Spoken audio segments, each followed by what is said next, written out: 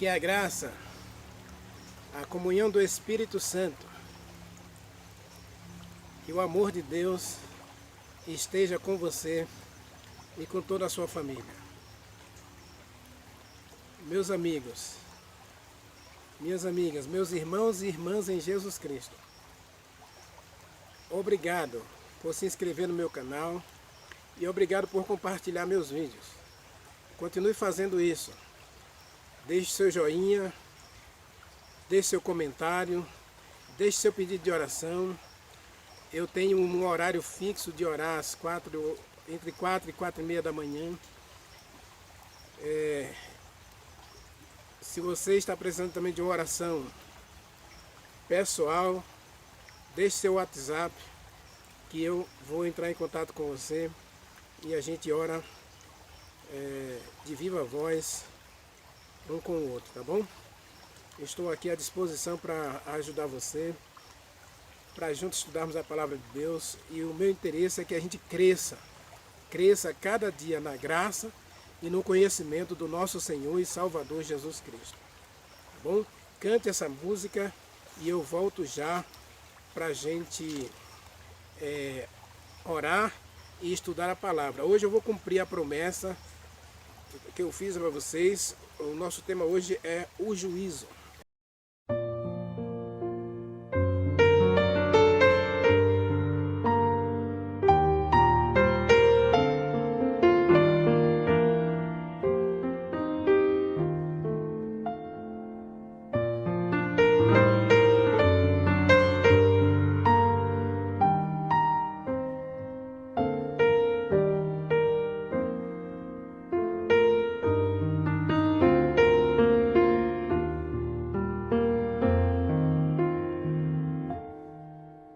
Tantos são teus afazeres que te esqueces de Jesus, desprezas o estudo e oração, ou estarias pronto e repleto de emoção se tu hoje te encontrasses com Jesus. É real teu desejo de vê-lo voltar. Tu anseias por teu Salvador. São teus lábios louvor, é tua vida amor. Queres mesmo ver Cristo voltar?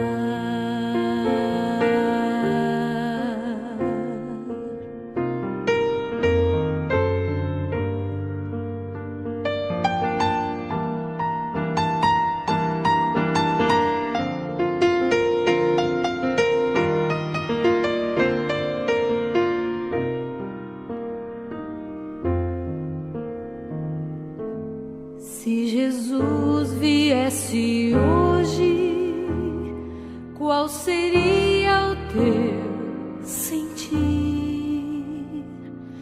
Talvez tu procurasses te esconder devido a algum pecado que não queres submeter. Que horror com os ímpios perecer.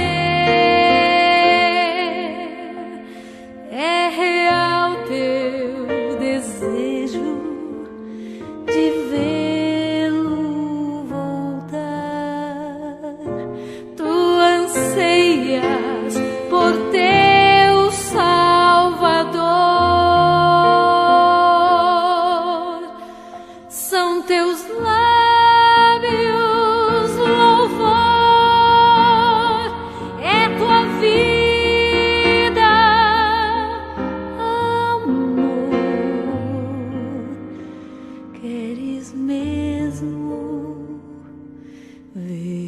Cristo voltar.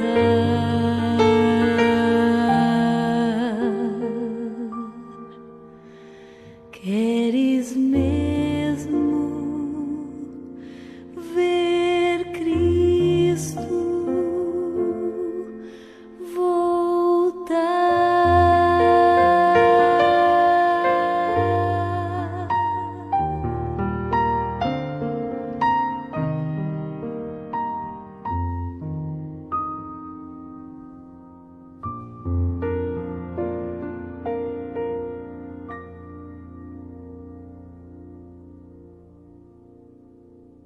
Vamos orar então. Bondoso Deus e Pai, Criador dos céus e da terra, eis-nos aqui, Senhor, diante de Ti. E quero Te agradecer pelo privilégio de me dirigir aos meus amigos e irmãos e irmãs em Jesus Cristo. E que essa mensagem, Senhor, encontre guarida em nosso coração.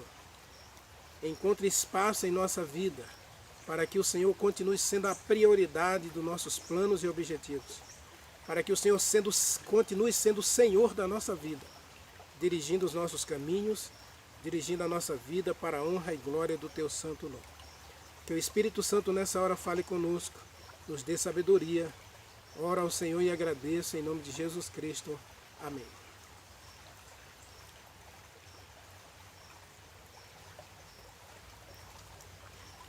Como eu já disse em vários vídeos anteriores, todos nós precisamos de um momento a sós com Deus. Eu e você precisamos tirar tempo para estar em comunhão com Deus sozinho. Ir à igreja é bom, mas não substitui a comunhão pessoal. O culto familiar é ótimo.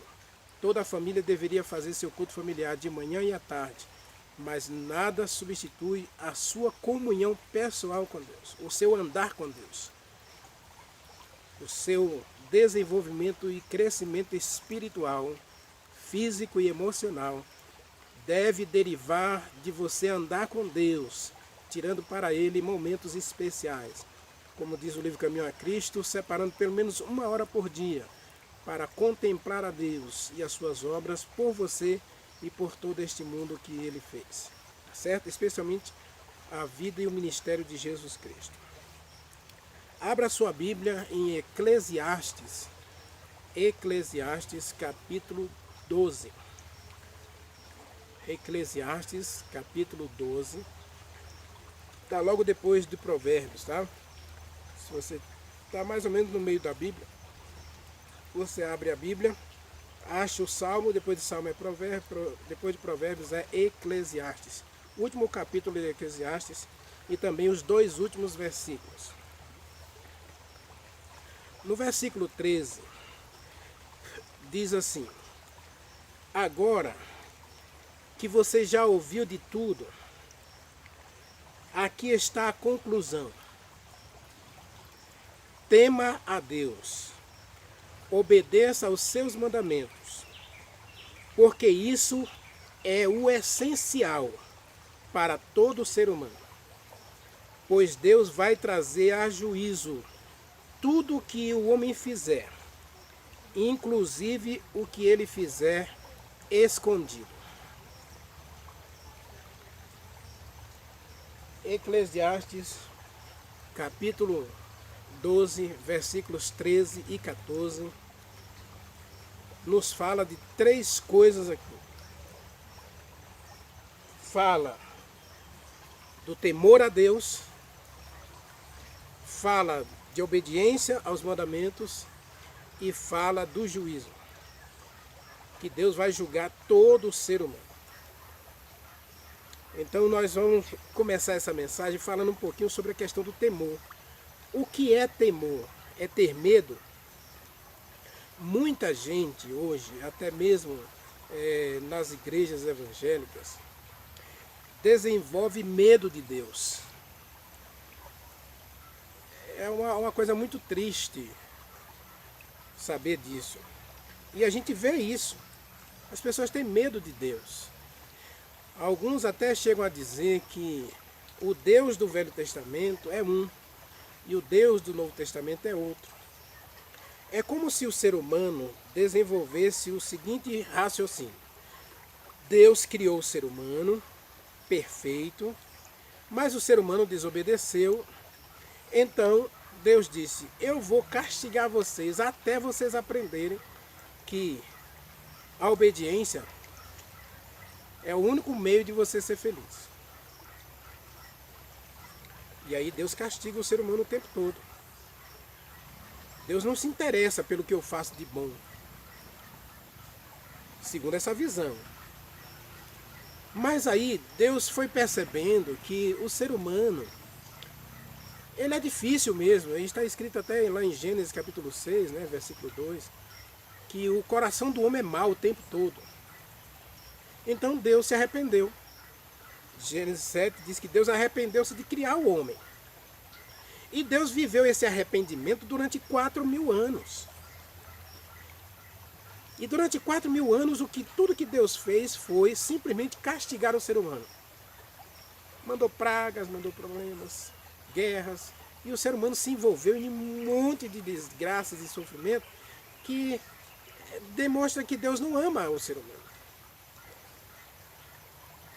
Então, para essas pessoas, quando chega o Novo Testamento, Deus diz assim: eu vou compensar o meu arrependimento, vou enviar meu filho para morrer por eles. E aí Deus se torna bonzinho, porque quando Jesus Cristo vem, então Deus começa a ver o ser humano com outro olhar, um olhar mais de piedade, de compaixão, de amor. Essa visão é completamente equivocada, completamente errada. De fato, vamos analisar um pouco mais friamente. Pense em Adão. Deus disse: se vocês comerem dessa árvore, vocês morrem. E eles comeram, desobedeceram. Agora, o coração e a mente de Adão, quando ele se viu nu, e nu aqui não tem que ver só com a ausência de roupa, tem que ver com a ausência de justiça, a ausência de pureza, a ausência de culpa, ou presença de culpa, né? Ele se viu nu, ele agora está cheio de culpa. Então ele está completamente nu, nu fisicamente, nu emocionalmente, nu espiritualmente. E agora ele pensa: Deus disse que a gente vai morrer. Mas aí Deus, que eu creio é um Deus de amor desde o princípio, porque a Bíblia diz em Apocalipse capítulo 13 que Jesus Cristo morreu antes da fundação do mundo. O plano da salvação não foi elaborado depois do pecado. Não foi depois do pecado que Deus disse assim: eu vou ver o que eu vou fazer com o ser humano que pecou. Não. Antes de criar o ser humano, Deus já sabia que ele ia pecar. E para solucionar o problema do pecado, Jesus Cristo, num conselho celestial, junto com o Espírito Santo e Deus, estabeleceu que, se o homem peca, Jesus Cristo morre para salvar o ser humano e livrá-lo da condenação da lei. Isso é uma prova de amor. Romanos capítulo 5, versículos 7 e 8. Leia lá. Porque Deus morreu pelos ímpios. Pensa. Deus morreu pelos ímpios. Romanos capítulo 5, versos 7 e 8. Quando nós ainda éramos pecadores, inimigos de Deus, Jesus Cristo veio e deu a vida por nós. Então o plano da salvação foi estabelecido antes de haver pecado. E agora, o que Deus faz? Se você ler Gênesis capítulo 3, a partir do versículo 21, Deus de fato matou Adão e Eva. Quando Deus matou o cordeiro, diz que Deus vestiu Adão e Eva com peles de animal. Então um cordeiro teve que morrer. Uma ovelha inocente teve que morrer para vestir Adão e Eva. E quem era essa ovelha? João capítulo 1, versículo 29 diz que Jesus Cristo é o Cordeiro de Deus que tira o pecado. Então lá no Éden, Deus já fez um sacrifício mostrando que ele, Deus, redimiria o ser humano através do sangue. Não o sangue de bode, de cordeiro, como diz Hebreus capítulo 9, porque verso 27 e 28, sangue de bode e de cordeiro não purifica ninguém de pecado, mas o sangue de Jesus Cristo nos purifica de todo pecado. Então quando Deus mata o cordeiro lá no Éden, Deus matou Adão e Eva. Esse é o Deus de amor. Então Adão ali desenvolveu agora um relacionamento de paz com Deus. Porque ele estava de novo vestido.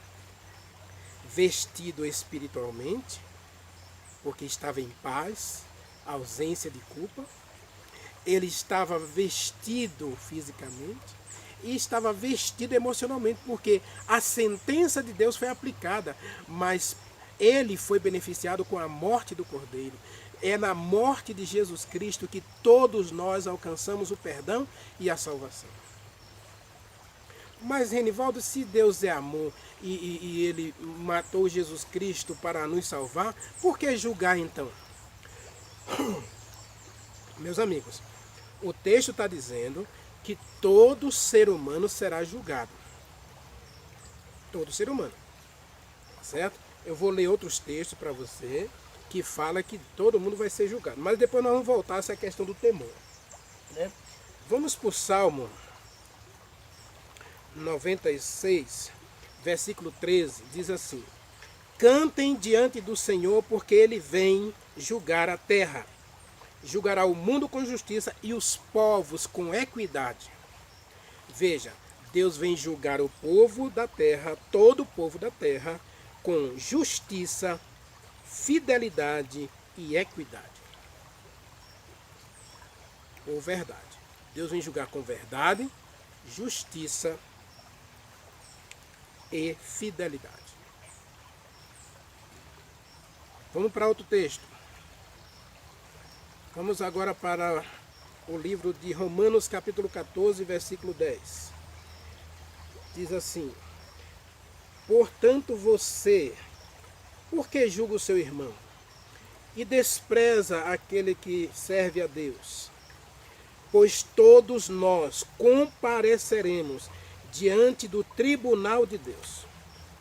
Todos nós, crentes e descrentes, todos compareceremos diante do tribunal de Deus. Agora, em João capítulo 3,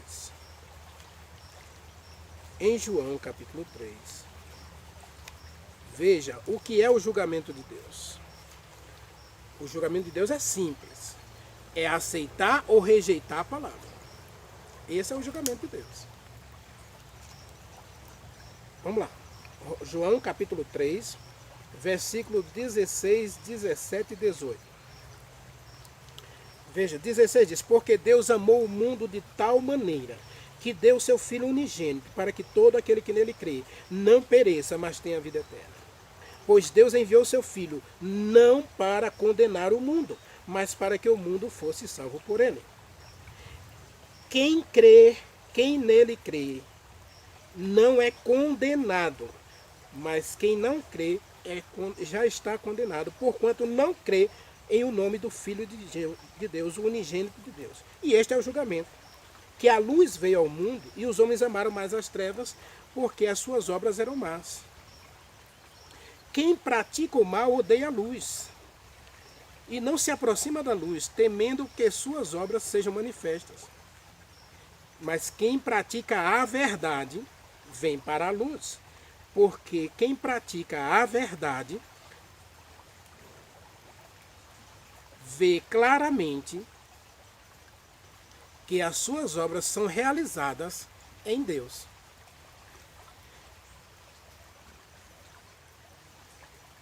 Então, voltando lá em Eclesiastes,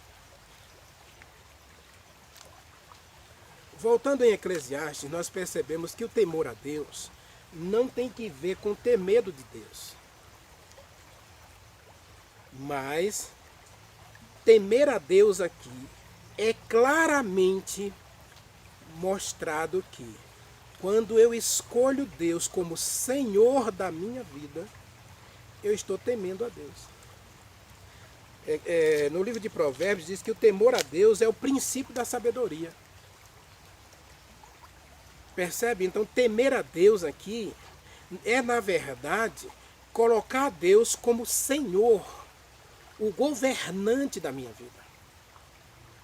A conclusão de Salomão é: vai ser feliz aquele que escolher Deus como Senhor e governante da sua vida. Ele era governador, né? Ele era o rei.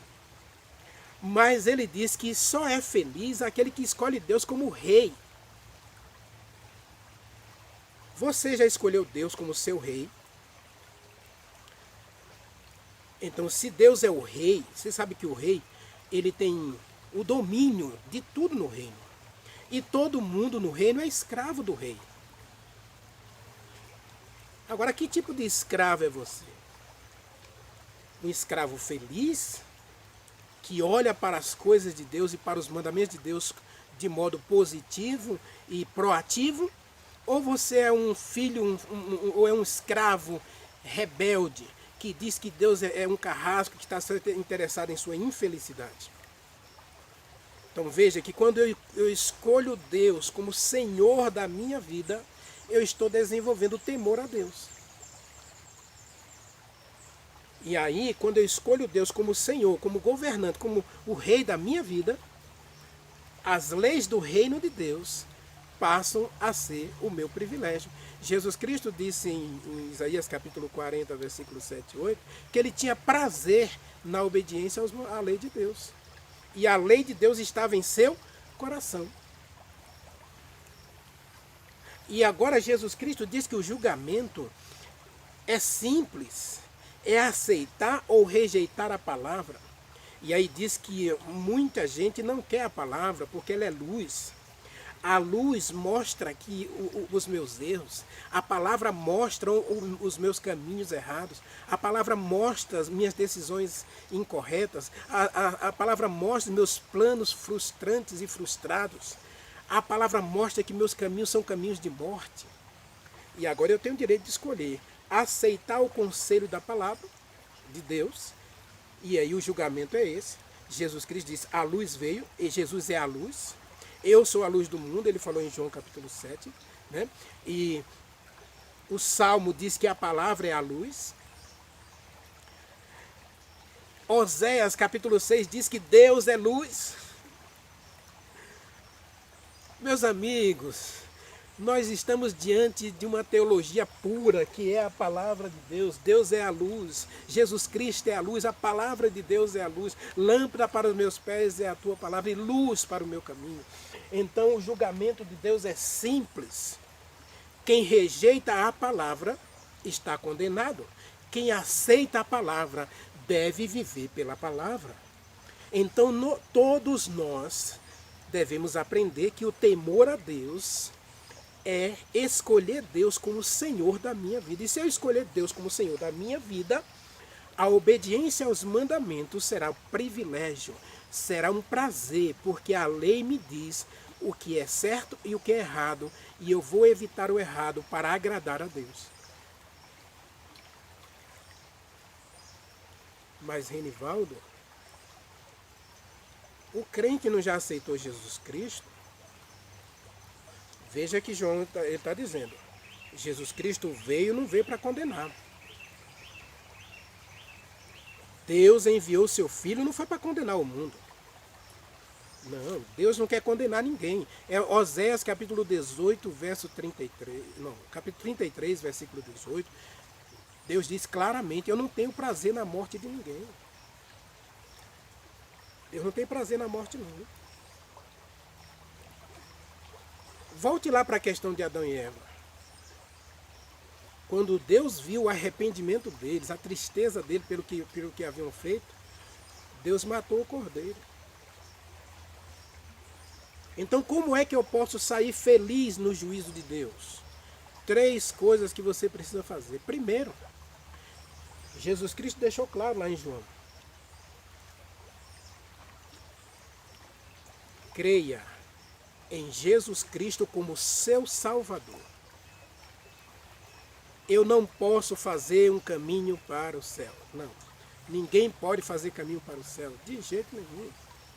Jamais poderemos construir um caminho que leva para Deus. Todos os caminhos levam a Roma, tudo bem, pode ser, mas só um caminho leva a Deus, que é Jesus Cristo. Então, quem aceita Jesus Cristo, ele diz, passou da condenação para a salvação. Leia João capítulo 3, versos 16, 17, 18, até o 20. Leia. Ele está dizendo claramente, o julgamento é este. A luz veio ao mundo e os homens amaram mais as trevas. Veja que a palavra aqui é amar. Lá em 1 João capítulo 2, versículo 15, João nos aconselha, não ame o mundo, nem as coisas que há no mundo, porque quem ama o mundo e as coisas que há no mundo, a concupiscência da carne, a soberba da vida, o orgulho, a vaidade, as orgias, os prazeres carnais, esse aí não desenvolve o amor de Deus. E Romanos capítulo 9, versículo 9 e 10 diz que se você não tem o Espírito Santo, se você não desenvolve um relacionamento com o Espírito Santo, você não pertence a Deus. E veja que a base do relacionamento é amor. A base do relacionamento não é a lei, gente. A base do relacionamento é o amor. Quando eu amo a Deus, João capítulo 15, né, versículo 14, Jesus disse, se você me ama, você guarda os meus mandamentos. É simples. A base do relacionamento com Deus é amor. Veja que Eclesiastes começa dizendo, tema a Deus e guarde os seus mandamentos. E Jesus Cristo mostrou pela sua vida que a obediência aos mandamentos é fruto do amor que nós desenvolvemos a Deus. Se você ama a Deus, você vai guardar todos os mandamentos. E ele resumiu, ame a Deus e ame o seu próximo. Amor é a base de qualquer relacionamento, em qualquer situação. Amor. Se você não ama o seu cônjuge, você vive um fardo de um casamento. Infeliz. Frustrado. Você não tem prazer em estar na sua própria casa. Você não tem prazer em estar com a sua esposa. Você não tem prazer em estar com seus filhos. Porque você não ama. Agora, quando você ama o seu cônjuge, aí você tolera os defeitos, você tolera os erros, você tolera as discrepâncias, as opiniões contrárias. Não é que o casal não vai ter seus momentos quentes de discussão e de discordância. Não. Claro que vai, que são dois seres humanos diferentes, distintos, individuais, únicos, que se juntam no matrimônio. E eles precisam desenvolver um relacionamento de amor. E dentro desse relacionamento de amor, não cabe o adultério, não cabe a infidelidade, não cabe a independência total. Eles são interdependentes. Não é que são totalmente independentes, nem totalmente dependentes, não, de jeito nenhum. Aliás, um dos graves erros de muitos casais é que a personalidade da esposa foi fundida na personalidade do marido, ou a personalidade do marido foi fundida na personalidade da esposa. Ou seja, ela diz assim, você gosta disso, eu gosto. Você gosta daquilo, eu gosto. Você vai àquele lugar, eu vou também. Então ela passa a viver a vida dele, então ela não é feliz. Porque ela vive dependendo dele.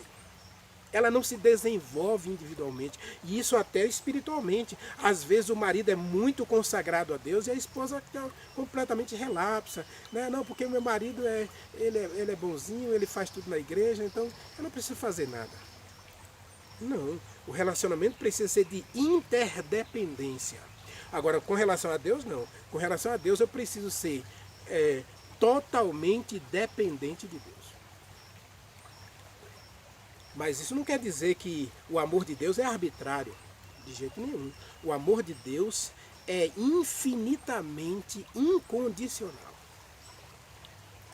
Ele ama a gente apesar de todos os defeitos que você tenha, apesar de todos os defeitos que eu tenho, apesar de todos os erros que nós cometemos, Deus nos ama incondicionalmente. Então, o julgamento de Deus tem outro critério, que é a questão da misericórdia. Para aqueles que temem a Deus, que Deus é o Senhor da sua vida, o Rei do seu coração, né? Os erros, todos já estão perdoados. É isso mesmo. No dia que você aceitou Jesus Cristo como seu Salvador, Deus proveu o perdão para todos os seus pecados. 1 João capítulo 1, versículo 7 e versículo 9. Se andarmos na luz, como Ele na luz está, temos comunhão com Deus, e o sangue de Jesus Cristo nos purifica de todo pecado. O que eu cometi há 20 anos atrás, o que eu cometi ontem, o que eu cometi hoje e o que eu vou cometer amanhã, Deus já proveu o perdão para todos esses pecados. Lógico que na minha comunhão com Deus, veja que o versículo 7 de 1 João diz que eu preciso andar na luz. E quem é a luz? Jesus Cristo, Deus e a palavra. E quem é que me guia para a luz? O Espírito Santo. Oséias capítulo 6, versículo 1 diz: vinde, andemos na luz do Senhor. Isaías capítulo 1, versículo 6, Deus faz um convite para a gente andar na luz. E versículo 18 de Isaías diz que todos os nossos pecados podem ser perdoados se a gente sentar com Deus e confessar. Então o juízo é com misericórdia para aqueles que amam a Deus, que têm um relacionamento com Deus, que vivem em comunhão com Deus. Mas Hebreus capítulo 6 diz que o juízo será sem misericórdia para todos aqueles que pisar na graça de Deus. Pisar na graça significa rejeitar a oferta de salvação que Deus ofereceu em Jesus Cristo. E rejeitar o Espírito Santo como o agente convertedor do ser humano. Leia lá Hebreus capítulo 6, e também no capítulo 10, fala que o juízo é sem misericórdia para aqueles que pisam na graça, rejeitam a salvação e rejeitam a direção do Espírito Santo para lhe converter a vida e mostrar a verdade. E se você observou, João capítulo 3, versos 18, 19 e 20, diz claramente que os que andam na luz, eles se apropriam da verdade. No Salmo 35, Davi diz que a gente deve comprar a verdade e segui-la. Em Isaías capítulo 55, Deus diz que nós podemos comprar a justiça dele sem direito, sem dinheiro e sem preço. Porque Deus já proveu gratuitamente para nós. Lógico que para Deus custou muito caro, que foi a vida do Filho de Deus. Deus morreu para que eu e você tenha a vida eterna.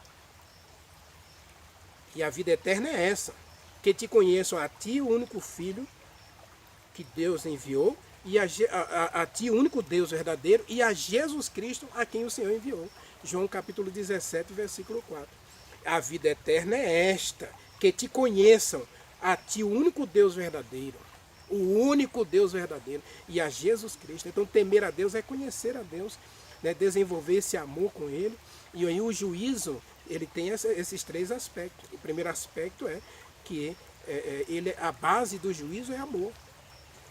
Mas o amor, o juízo vai ter misericórdia para aqueles que amam a Deus, para aqueles que seguem a verdade, para aqueles que amam a verdade. Lá em Hebreus capítulo 9 e Timóteo, capítulo 4, 2 Timóteo capítulo 4, versículo 8, Paulo diz que Jesus Cristo vem para aqueles que amam a verdade. Jesus Cristo vai voltar a essa terra para buscar aqueles que amam a Jesus Cristo e amam a verdade. Isaías capítulo 26, versículo 2 diz que vai entrar no reino de Deus, vai entrar no céu aqueles que praticam a verdade. Percebe? Então o juízo é sem misericórdia. A base do juízo é o amor. O juízo vai ser com misericórdia para os que amam a Deus e praticam a verdade. Mas o juízo vai ser sem misericórdia para aqueles que rejeitam a salvação em Cristo, rejeitam a luz e rejeitam o Espírito Santo, né? Rejeita a graça de Cristo, rejeita a salvação e rejeita, no caso, o Espírito Santo. E tem muita gente hoje negando o Espírito Santo, né? Daqui a pouco nós vamos entrar na série O Espírito Santo. Você e eu vamos aprender muita coisa sobre o Espírito Santo, a terceira pessoa da divindade. Ele é Deus, ele é eterno, mas ele foi dado ao ser humano na criação para conduzir o ser humano de volta para Deus. Aguarde. Meus amigos, eu quero fazer um apelo para você nessa hora. Deus vai julgar todo ser humano. Ninguém está fora. Esteja numa igreja ou não esteja numa igreja. A base do julgamento de Deus, a palavra. A Bíblia rejeitou a conversão. Nessa hora eu quero apelar ao seu coração.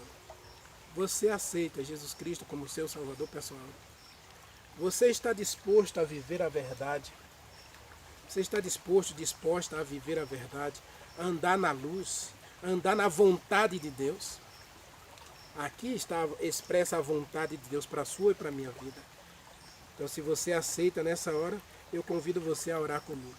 Querido Deus, nosso Pai, Criador dos céus e da terra, muito obrigado, Senhor, porque em Jesus Cristo somos uma nova criatura e andamos na luz, vivemos no temor do Senhor, desenvolvendo em nós a santificação com temor e tremor, porque Deus é que realiza em nós o querer e o realizar segundo sua boa vontade. Senhor, nos purifica de todo mal e no juízo, Senhor, que o nosso nome permaneça no livro da vida e que o Senhor, nós oramos e te agradecemos em nome de Jesus Cristo, nosso Senhor e nosso Salvador. Amém.